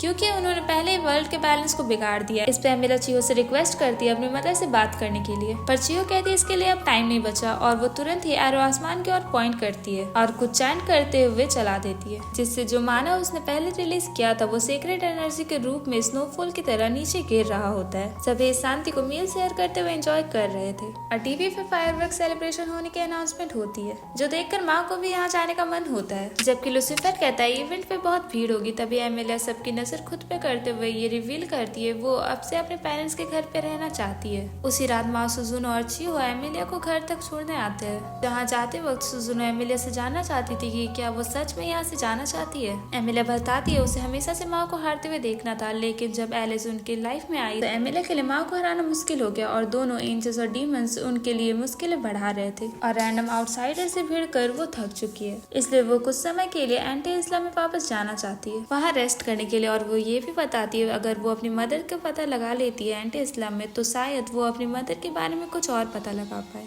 जिससे वो यसासार्ड और हेवन एंड डीमन के बीच के कनेक्शन के बारे में जान पाएगी। हालांकि उसे यकीन नहीं है कि उसे कुछ पता लग पाएगा, पर वो उम्मीद करती है कि वो लकी हो। जिसके बाद चियो उसे सी ऑफ करने आना चाहती थी तो एमिलिया उसकी बात मान जाती है। मंडे आफ्टरनून के बाद एमिरादा उसके लिए गेट ओपन करने वाली है और उस वक्त तक चियो स्कूल में होगी। सुजुनो उसे यकीन दिलाती है कि वो उसे मिलने जरूर आएगी। फिर एमिलिया बोलती है वो 12 तारीख तक वापस आ जाएगी। उसी दिन उसका और चियो का बर्थडे भी है। एमिलिया सबको यकीन दिलाती है वो सेफ रहेगी क्योंकि वो सबसे ताकतवर हीरो जो है वो वहाँ एलिस के साथ कुछ भी खतरनाक नहीं करेगी, मतलब तोड़फोड़। खास तौर पे वो अपने पुराने घर की सफाई करने के लिए जा रही है। की बात सुन के एलिस उठ जाती है और एमिलिया उसे सुलाने ले जाती है और उनसे फेयरवेल लेती है। फिर एमिरादा एमिलिया का हाथ पकड़कर उसे गेट के दूसरी ओर ले जाती है जहाँ फाइनली वो एंटी इस्लाम में पहुंच गए थे। एमिलिया इसके लिए शुक्रगुजार थी। एमिरादा उसे एक मैप देती है जहाँ उनका होम टाउन स्लोन लोकेटेड है और ये शॉर्टकट रास्ता है वहाँ तक जाने का। वो उसे कुछ पैसे भी देती है जहाँ एमिलिया पूछती है क्या यहाँ से हम लोग अलग अलग रास्ते पे जाएंगे, जहाँ एमिरादा बताती है स्लोवन के रिकंस्ट्रक्शन के लिए चर्च जिम्मेदार है डीमंस का हमला करने के बाद। और तब से ओबा को लोग हीरो मान रहे हैं जिसपे वो इन्वेस्टिगेशन कर रही है कि ये सब कैसे हुआ। इसलिए वो उस एरिया के लोगों के नजर में आना नहीं चाहती,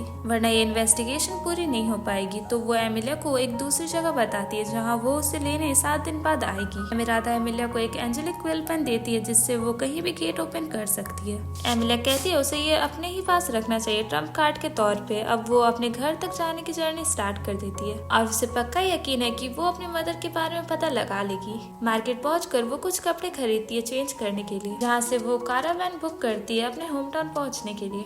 और रात में सोने के लिए वो एक सस्ता सा रूम बुक करती है। तभी एलिस को वॉशरूम जाना था तो एमिलिया उसे लेकर टॉयलेट की तरफ भागती है, पर वो अर्थ जितना अच्छा नहीं होता। सुबह कारावान उन्हें उनके घर पहुंचा देता है, जहाँ चलते वक्त वो अपने फादर के वीट फील को देखकर रोने लग जाती है जो उसके खुशी के आंसू थे। अब उसे यकीन था कि उसके फादर जिंदा है। वो दौड़ते हुए एलिस को हक करती है जिसे तो एमिलिया की कुछ समझ ही नहीं आ रही थी। एमिलिया कहती है यही वो हिंट है जिससे उसे क्लू मिल सकता है। इसके बाद वो घर के अंदर आती है जहाँ वो और उसके पेरेंट्स रहा करते थे, पर अब वहाँ कोई भी नहीं था। डिनर करते वक्त एमिलिया एलिस से पूछती है क्या तुम यसासार्ड का सेंस कर पा रही हो, पर एलिस उसे सेंस नहीं कर पाती। जबकि एमिलिया घर साफ करते हुए इस बात से डिसअपॉइंट हो रही थी कि उसे यहाँ कुछ भी नहीं मिला। जब वो एक ड्रॉर ओपन करती है तो वहाँ उसे नए लैंड को कल्टिवेट करने का लाइसेंस मिलता है। दूसरी सुबह वो उस जगह की तलाश में लग जाती है जो मैप पे बहुत ही बुरी तरह से ड्रॉ किया हुआ था। मेरी ड्राइंग भी कुछ ऐसी है। अचानक एलिस उठने के साथ ही उसके पीठ से उतरकर एक ट्री की ओर भागती है तो एमिलिया उसका पीछा करती है और वो एक बैरियर से निकल जाती है जहाँ एलिस एक केबिन की ओर पॉइंट करती है। तभी एमिलिया का शार्ड ग्लो कर रहा होता है जिसपे वो एक प्लेस के बारे में एलिस से पूछने लगती है। एलिस कहती है ये मेरी मम्मा का घर है। जब एमिलिया एलिस से उसकी मम्मा का नाम पूछती है तो वो कहती है लैला,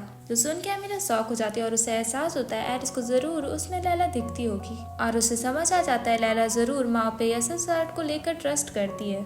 एमिलिया रोते हुए अपनी मदर पर क्वेश्चन करने लग जाते कि उन्होंने आखिर माँ को ही क्यों बचाया। वो समझ जाती है उसकी मदर ने गलती से यसासार्ड के टुकड़ों को बिखेर दिया होगा और अब वो उन्हें जोड़ना चाहती है और ये बात पक्का उसके फादर को मालूम होगी। वो एलिस से कुछ पूछना चाहते थे पर उससे पहले ही एलिस कहीं चली जाती है। कुछ देर ढूंढने के बाद वो उसे मिल जाती है। तभी एलिस का मून क्रेसेंट चमकने लग जाता है जिससे एमिलिया उसे रोकने बोलती है। उसे डर था कहीं ऑल्बा उन्हें ढूंढ ना ले, पर एलिस का क्रेसेंट मून एक बीम शूट करता है जिससे बैरियर टूट जाता है। एमिलिया एलिस को उठाकर भागती है लेकिन तभी उनके सामने एक गेट ओपन हो जाता है जिसमें से ऑल्बा, रेगल और उसके सोल्जर्स निकलते हैं, जिस चलते एलिस स्वॉर्ड में बदल जाती है ताकि एमिलिया उन पर अटैक कर सके। ऑल्बा उसे इप्सन में इन्वाइट करता है और उसके फादर के जिंदा होने वाली बात बता देता है जो अभी हेवेनली रिजाइनमेंट कस्टडी में है। खतरे का अंदाजा लगाते हुए एमिलिया उन्हें सरेंडर कर देती है और इप्सन में उसे बंदी बना लिया जाता है जहाँ वो इस सिचुएशन से बाहर निकलने का सोचती है। और इधर 12 सितंबर तक एमिलिया वापस नहीं आई थी। माँ अपने मॉक लाइसेंस एग्जाम के लिए बस में जाते वक्त पढ़ रहा होता है। उस वक्त उसे एमिलिया का मैसेज आता है। तभी एक आदमी और उसकी डॉटर बस में आते हैं और उसके बगल में बैठ जाते हैं। वो बच्ची माओ का हाथ सूंघने लग जाती है तो माओ पीछे होकर तुरंत एक्सिट बटन दबा देता है और अपने स्टॉप पर पहुंच जाता है और अपने स्टॉप पर पहुंचते ही वहाँ से भाग जाता है। जब वो टेस्ट वाली जगह पर आता है तो वो शॉक हो जाते हैं क्योंकि वो बच्चे और उसके फादर भी इस टेस्ट के लिए यहाँ आए थे।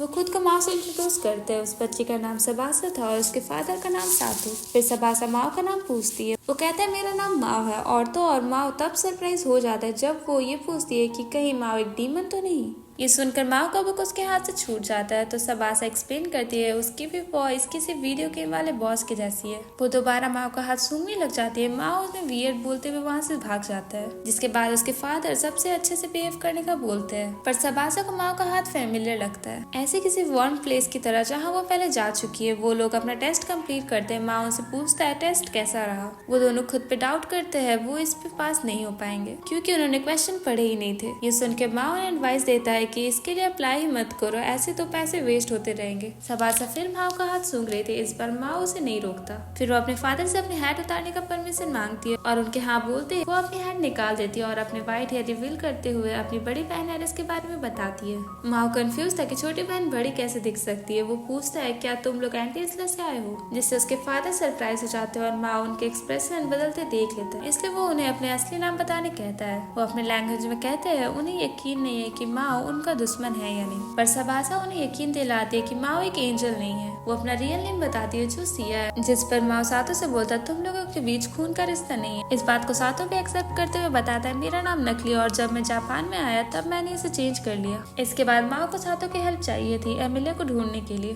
क्योंकि वो अब तक वापस नहीं लौटी। सातो शौक होते हुए माओ को पकड़कर पूछता है तुम एमिलिया को कैसे जानते हो और वो अभी कहाँ है, और वो अपने घुटनों के बल गिर जाता है। उसका ये बर्ताव देखकर माओ गैस करता है सातो और एमिलिया एक दूसरे को जानते हैं। वो बताता है मेरा नाम नॉट जस्टिना है और मैं एमिलिया का फादर हूँ। वैसे ही माओ को माइंड लिंक से सुजुनो कुछ जरूरी बात बताना चाहती थी और उसे इसका इस्तेमाल करना पड़ता है क्योंकि माओ फोन नहीं उठा रहा था। वो उसे तुरंत ही चियो के स्कूल जाने बोलती है। माओ पूछता है क्यों, उसके पास और भी जरूरी काम है पूरे करने को, पर सुजुनो बताती है उसे चियो का मैसेज आया था कि इस तूफान का सेंटर चियो का स्कूल पे है। उसे नहीं पता था कि ये सब कौन कर रहा है, पर वो जो भी है उसने बहुत बड़े पैमाने पे वेदर को कंट्रोल करने के लिए स्पेल कर रखा है एंड लूसीफर और वो मिलकर इसे ज्यादा देर तक नहीं रोक पाएंगे। माओ नॉट और सिया के साथ मिलकर इस मुसीबत से बचने का रास्ता सोचने लगता है और सिया बताती है मैंने सुजुनो की सारी बातें सुन ली है और हमारा अलग होना एक दूसरे के लिए अच्छा नहीं होगा। तो माओ उसकी बात मान जाता है, जिसपे वो उससे पूछती है क्या हम वहाँ उड़कर जा सकते हैं। माओ बताता है मैं तुम लोगों को वहाँ तक उड़कर नहीं पहुँचा सकता, जिस पर सिया बस वहाँ तक जाने का रास्ता पूछती है, जिसपे माओ अपने फिंगर ऊपर करता है और तभी तीनों उड़ने लगते हैं और माओ के घर आ जाते हैं, जहाँ माओ आसिया को नॉट का ख्याल रखने बोलता है और वो इस सिचुएशन को बाद में एक्सप्लेन करेगा। उसके बाद सिया उसे पकड़ते हुए तूफान के लोकेशन तक पहुंच जाती है और एक मैसिव विंड उनका रास्ता रोक लेती है और सिया कहती है ये मैजिक विंड जो शायद सेलेस्टियल फोर्स से बनाया गया है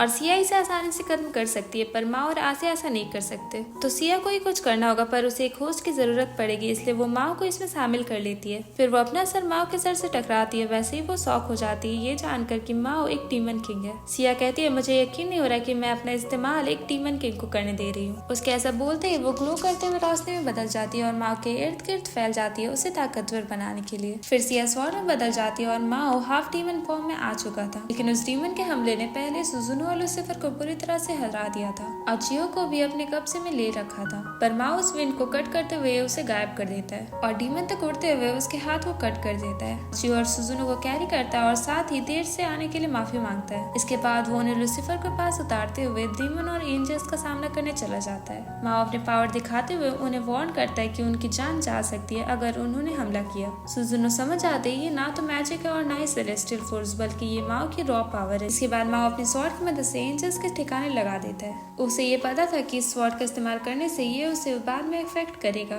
इसके बाद डेमन अपनी हार मान लेता है। फिर वो एंजल से पूछता है तुम लोग कब तक जापान की पीस को डिस्टर्ब करते रहोगे। ये सुन के आर्मर्ड एंजल माओ पे हमला करने लगता है, पर माओ उसके अटैक से आसानी से बच रहा होता है। वो एंजल के भाले को कट कर देता है और वो खुद भी इस स्वॉर्ड के असर से इम्प्रेस हो चुका था। फिर भी वो एंजल माओ से लड़ता ही जा रहा था और इस बार माओ हार नहीं वाला था, पर उसने पहले ही सिया को बदलने कह दिया था। वो अपने ह्यूमन फॉर्म में आ जाती और जब दोबारा एंजल उन पे हमला करने आता है तो सिया उस पे मुक्को की बारिश कर देती है, जिससे आखिरकार वो हार कर नीचे गिर जाता है। वहीं गेट से गैब्रियल एंटर होता है और एंजल चैम्पियन से उसकी हालत पूछता है कि क्या वो ठीक है। सिया गुस्सा करते हुए गैब्रियल पे अटैक करने जाने वाली थी कि माओ उसे रोक लेता है। गैब्रियल चैम्पियन को वापस चलने बोलता है और माओ से प्रॉमिस करता है अनदर फाइट अनदर डे। माओ से एक्सप्लेनेशन डिमांड करता है पर गैब्रियल उससे उसका नंबर लूसीफर से लेने बोलता है और माफी मांगते हुए स्कूल के नुकसान को फिक्स कर देता है और जो भी लोग उस समय स्कूल में मौजूद थे उनकी 1 घंटे की मेमोरीज इरेज कर देता है। माओ पूछता है क्या हम दोबारा लड़ेंगे, जिस पे गैब्रियल हिंट करता है ऐसा हो सकता है और एमिली हमारे कब्जे में है और वो वहाँ से चला जाता है। सिया और वो लोग उड़ते हुए घर आ जाते हैं जहाँ वो ये जानकर शॉक हो जाते हैं कि आसिया और नॉट को गैब्रियल और उनके साथी ने किडनैप कर लिया है। एक लड़की उन्हें बताती है आसिया ने उनके लिए एक मैसेज छोड़ा है। उसने कहा था कि वो माँ का इंतजार कर रहा है यूनो आर्ट म्यूजियम पे जो गेट ऑफ हेल में है।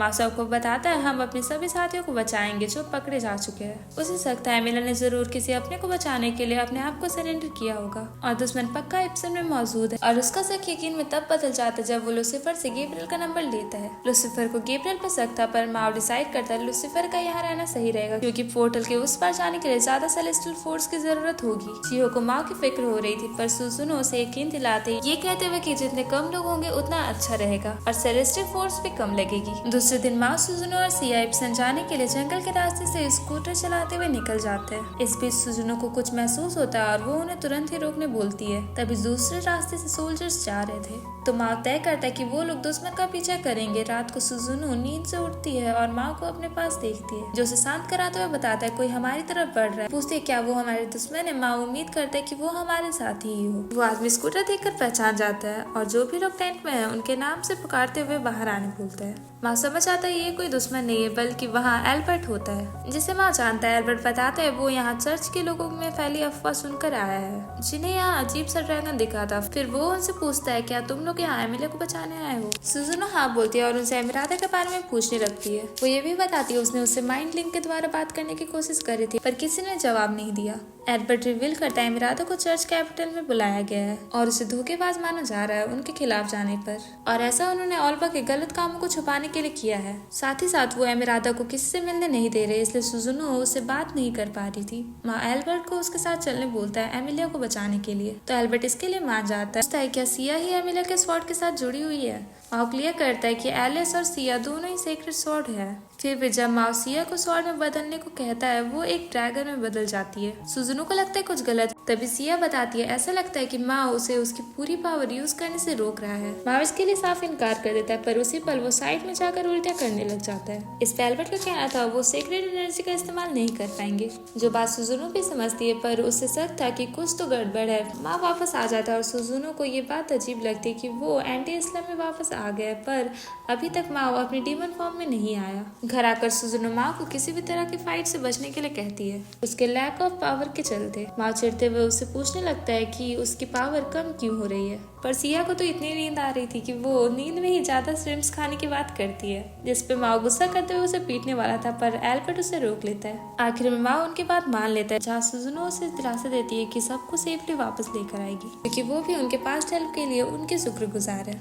एल्बर्ट कहता है वो बस एमिलिया को असिस्ट करने के लिए उनका साथ दे रहा है जिसके लिए माओ मान जाता है। वो जानता है उन्हें अभी ज्यादा साथियों की जरूरत है। वो पूछता है तुमने और एमिरादा ने मुझे जापान में बगैर एमिलिया के ही क्यों नहीं हरा दिया। इस पे एल्बर्ट एक्सप्लेन करता है क्योंकि ये एमिलिया की विश थी। फिर सुजुनो एल्बर्ट को चलने बोलती है और एल्बर्ट माओ को समझाता है कि सिया के साथ रहना और उसके साथ अच्छे से पेश आना। इस तरफ एमिलिया आर्मी को डेजर्ट टाउन की तरफ लीड कर रही थी और बचाना चाहता था कि क्या एमिलिया को पक्का यकीन है कि दुश्मन वहाँ होंगे। तभी एमिलिया अपने साथियों को आसिया के कासल पे हमला करने का आदेश देती है। उसका कोई रिस्पॉन्स ना आता देख ऑल्बा गुस्सा हो जाता है। इसके बाद एमिलिया कासल की ओर बढ़ने लग जाती है जहाँ आसिया उनका इंतजार कर रहा था। कासल पहुंचकर आसिया उससे सवाल करता है कि एमिलिया उसके जिंजर बर्ड के बारे में जानते हुए भी यहाँ क्यों आई। वो बताती है मैं और मेरी स्वॉर्ड को किसी जिंजर बर्ड की जरूरत नहीं है। इस पे आसिया का कहना था वो अपनी लड़ाई एक ही बार में खत्म कर ले और फिर दोनों आसमान की ओर उड़ जाते हैं और फाइट के लिए तैयार हो जाते हैं। ऑल्बा उन्हें रोकना चाहता था पर कुछ डीमंस उसे आगे नहीं जाने देते जिसके बाद एमिलिया और आसिया एरियल कॉम्बैट के लिए तैयार थे और माओ के वहाँ पहुंचने तक उन्हें लड़ने का नाटक करना होगा, और ऐसा वो एनिमी को चकमा देने के लिए कर रहे थे। इसके बाद हम सिया और माँ को देखते हैं। सिया उठते ही बताती है उसके गर्दन और सिर में दर्द हो रहा है। ये शायद पिछली फाइट के कारण है, जब उसका क्रेसेंट मून ग्लो करने लगा था। तो माँ समझ जाता है एलिस जरूर कहीं फाइट कर रही है। सिया अपने सेंसेस से ये पता लगा लेती है कि फाइट कहाँ हो रही है, और जबकि माँ पहले ये पता नहीं लगा पाया, इसलिए वो अब अपने आप से चिढ़ रहा था। पर सिया उसे जल्दी चलने बोलती है, अगर वो कुछ काम नहीं भी आया तो वो खुद से ही कुछ न कुछ कर लेगी। वो लोग स्कूटर से जाने का सोचते हैं, क्योंकि उड़ने से गैब्रियल और उसके साथी उन्हें पकड़ सकते हैं, इसलिए उन्हें सावधान रहना होगा। दोनों साथ में ही फाइट की ओर निकल जाते हैं, और यहाँ आसिया और एमिलिया के बीच में इंटेंस फाइट चल रही थी, और आसिया एमिलिया के अटैक्स डॉज करती ही चला जा रहा था। एमिलिया अपने रिग्रेट को जाहिर करती है, जो भी जुल्म डीमन सिटीजन पे होते आ रहे थे। आसिया कहता है ये तुम्हारी गलती नहीं थी। वो एलिस के बारे में पूछता है, और एमिलिया उसे यकीन दिलाती है एलिस बिल्कुल ठीक है। उनकी नकली फाइट फिर से स्टार्ट होती है, जहाँ आसिया मैजिक रोप का यूज करके एमिलिया को पकड़ लेता है और उसे टेरेस पे पटक देता है, जिसपे एमिलिया गुस्सा करने लगती है, क्योंकि उसके नाक में चोट लग गई थी, और फिर वो भी आसिया को टेरेस पे फेंक देती है। वो उसे याद दिलाता है हमें ज्यादा नुकसान नहीं पहुंचाना है, क्योंकि एमिला के फादर भी यहीं कहीं बंद होंगे। ये सुन के एमिला इमोशनल हो जाती है। आसिया उसे ऐसा कोई भी कदम उठाने से मना करता है जिससे उनकी सेफ्टी पर असर पड़े, और फिर एमिला अपने आंसू पोंछते हुए दोबारा फाइट के लिए तैयार हो जाती है। इनकी फाइट 7 घंटे से लगातार चल रही थी, जिसे एंजल्स दूर से देख रहे थे। रेगल को आसिया की ताकत का अंदाजा नहीं था। वो इससे इम्प्रेस हो जाता है, और वो ये बात भी नोट करता है कि गैब्रियल ने तो इसे जापान में आसानी से हरा दिया था। सैमुअल सोचता है क्या एमिला अपनी पूरी ताकत से नहीं लड़ रही, क्योंकि SSR की पावर से तो वो आसानी से आसिया को टक्कर दे सकती है, और वो अभी तक जीत भी जाती। गैब्रियल भी इस बात को मानता है, लेकिन उसे यकीन था कि एमिलिया नहीं हारेगी, और जरूरत पड़ने पर वो उनके बीच पहुंच जाएंगे। इसके बाद रेगल की नजर स्कूटर पर पड़ती है, जो कासिल की ओर बढ़ रही थी, और गैब्रियल ये जानता है कि अब माओ के आने का वक्त हो गया है। माओ और सिया सोल्जर्स के बीच से ड्राइव करते हुए निकल जाते हैं, और एमिलिया और आसिया को अपनी मौजूदगी बताने के लिए माओ हॉर्न बजाता है, जिससे उनका ध्यान उन पे चला जाता है, और वो चैन की सांस लेते हैं। साथ ही वो उसके स्कूटर को देखकर कंफ्यूज भी हो रहे थे। सिया माँ को वार्न करती है कि दुश्मन उनकी ओर बढ़ रहे हैं, और माँ उनके प्लान को फॉलो करने का कहता है, और सिया स्माइल करते हुए फायर क्रैकर्स चलाकर उनकी ओर फेंक देती है, जिससे हलचल मच जाती है। माँ भी सेम फायर बॉटल्स सोल्जर्स की ओर फेंकता है, जिससे उन्हें पीछे हटना पड़ता है। जैसे जैसे वो आगे बढ़ते जाते हैं, उन्हें और भी ज्यादा सोल्जर्स रोकने की कोशिश करते हैं, जिसपे माँ सिया से कहता है वो उन पे हमला कर सकती है, पर उन्हें नुकसान ना पहुंचाए। एंट्रेंस पर आते ही उन्हें ऑल्बा और उनके डीमन साथी देखते हैं, तो माँ सिया से कहता है हम सीधा गेट तक ड्राइव करते रहेंगे, जिस वजह से वो गेट से टकरा जाता है और अंदर आ जाता है। यहाँ आसमान में एमिला और आसिया को उनकी फिक्र हो रही थी पैलेस गिरता देखकर, पर तभी एक लाइट बीम आसमान से टकराती है, और माओ उसमें से अपने डीमन फॉर्म में बाहर निकलता है। आसिया उसे ग्रीट करता है, जबकि माओ को तो अपने वर्क शिफ्ट की फिक्र हो रही थी, जिसके लिए उसे अपने कॉलीग से माफी मांगनी पड़ेगी। ये सुन के एमिला शर्माते हुए माओ की हेल्प के लिए थैंक्स कहती है, और वो ये वादा करती है कि वो उसे जापान जाकर माफी मांगेगी। उसके इस बर्ताव को देखकर माओ को भी कुछ गड़बड़ लग रही थी। सिया नॉट को उठाते हुए उनके पास ले आती है। अपने फादर को देखकर एमिला रोने लग जाती है। माओ ने जो भी मुसीबतें एमिला के लिए बढ़ाई थी, उसकी माफी के तौर पे उसने नॉट को एमिला से मिलवाया था। एमिला अपने फादर से गले लगती है, और उसे तसल्ली थी कि वो जिंदा है। एलिस भी वहाँ आ जाती है और सीधा माओ को गले लगाती है, और वो एलिस के लिए भी किसी को लाया था जो सिया होती है। वो ये देखकर सरप्राइज थी कि एलिस अभी भी बच्ची ही है। एलिस सिया को गले लगाते हुए बोलती है तुम कितनी बड़ी हो गई हो। सिया खुशी से रोने लगती है और अपनी फीलिंग शेयर करते हुए बताती है कि उसने एलिस को कितना मिस किया। एलिस उसे कंफर्ट करती है। एमिला के मन में बहुत से सवाल थे, तो माँ प्रॉमिस करता है वो उसे सारे सवालों का जवाब घर लौटने पर देगा। अभी उन्हें इससे भी बड़ी प्रॉब्लम से निपटना होगा। वो अपने ऊपर एंजल्स को देखते हैं जो उन्हें ही घूर रहे होते हैं। माँ उनसे भिड़ने का सोचता है। रेगल उसे धमकी देता है कि हमारे पास अपर हैंड है। माँ हंसते हुए कहता है तुम्हें ये बक तभी करनी चाहिए जब तुम जीत जाओ, वरना ये तुम्हारे लिए शर्मिंदगी की बात होगी। वो गैब्रियल से पूछता है क्या तुम भी इस लड़ाई में शामिल होगे। वो इसके लिए तैयार था। सैमुअल तो पहले से ही बैटल के लिए तैयार था और एक्साइटमेंट में माओ का नाम पुकारता है। फिर माओ एमिली की ओर मुड़ते हुए उससे पूछता है क्या तुम फाइट के लिए रेडी हो। वो हाँ कहते हुए एलिस को स्वॉर्ड में बदलने कहती है। रेगल एमिली के प्लान को पॉइंट आउट करते हुए कहता है वो आके डीमन की तरफ से एंजल से क्यों लड़ रही है, वो भी इतने लोगों के सामने। इसलिए माओ एमिली को यहीं रुकने बोलकर खुद एंजल से फाइट करने निकल जाता है। और यहाँ एल्बर्ट और सुजुनो भागते हुए एमिरादा की ट्रायल को रोकने जाते हैं और वो सही वक्त पर वहाँ पहुँच जाते हैं। सुजुनो बताती है ट्रायल लॉ के खिलाफ है